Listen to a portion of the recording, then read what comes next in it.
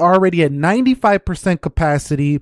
What does this mean? So in this video, I want to talk about, explain this battery health section in your iPhone if you're not understanding fully what this means. So to really understand this, first of all, we have to go back to December of 2017 with the whole throttling fiasco that was going on, where Apple was slowing down or unexpectedly shutting down iPhones because batteries were aging. In this video, we're covering a 6, 6S Plus, 7 Plus, doesn't matter. They all have these features. You just can't get this feature on phones prior to the iPhone 6. So Apple responded by putting a battery health feature in iOS 11.3 and offering a $29 replacement if you do have a battery issue. With this feature, you will be able to go ahead and, disable the, shutdowns if you want in the peak performance capability section if you do have an unexpected shutdown. So how do we navigate to this feature? Well, I'm going to show on the 6S Plus. Now, I do have a serious battery drain issue on the 6S Plus. Let's take a look at it right now. 36%. You're going to see it drain throughout this video. But if we go down to the battery, you can see that in this section, it does say, your typical battery percentage low power mode, but down here is where we really want to see stuff. In battery health beta, you can see I have 86% capacity. So this 6S Plus is only operating at 86% of its health.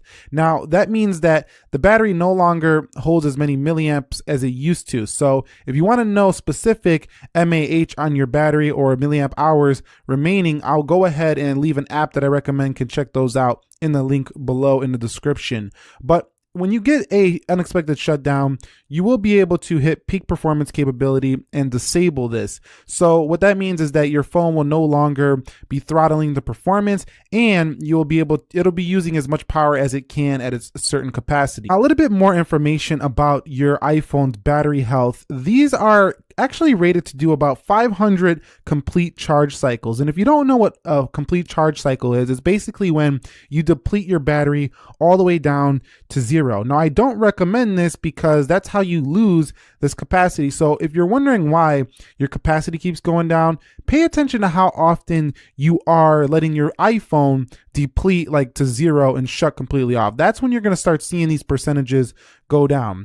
For example, my iPhone 10, I don't have it right here at the moment, but it does have 100% because I've never actually really let it deplete. Now, it's okay to do this, once a month or so, but to do this frequently, you're going to see this capacity drain much quicker. So when should you worry? Well, you shouldn't worry if you're not seeing a significant drain on your iPhone, but if you are, do take advantage of Apple's $29 battery replacement this year before it is up, because it's going to go back up to like $80 next year.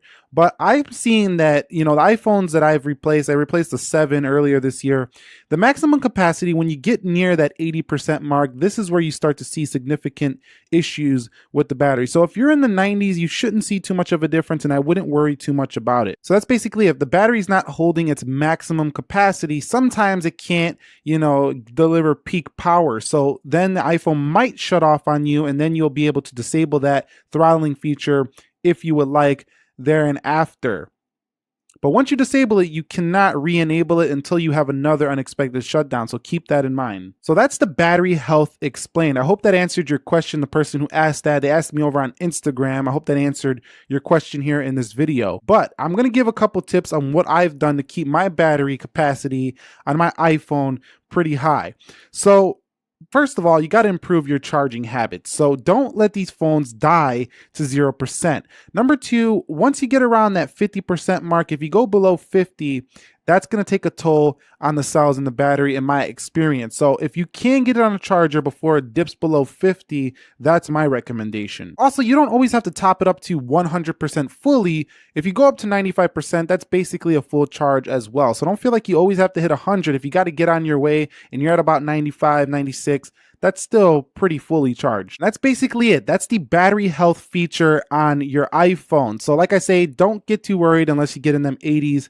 Then you might want to take a look at your usage, see if the phone is draining quicker than usual. But if you're in the 90s, you should be just fine. But if you don't want to see those capacities go down too much, try to keep your charging habits pretty good, whereas you don't let the phone deplete completely and you don't let it get really low in the percentages, like down in the 30s, down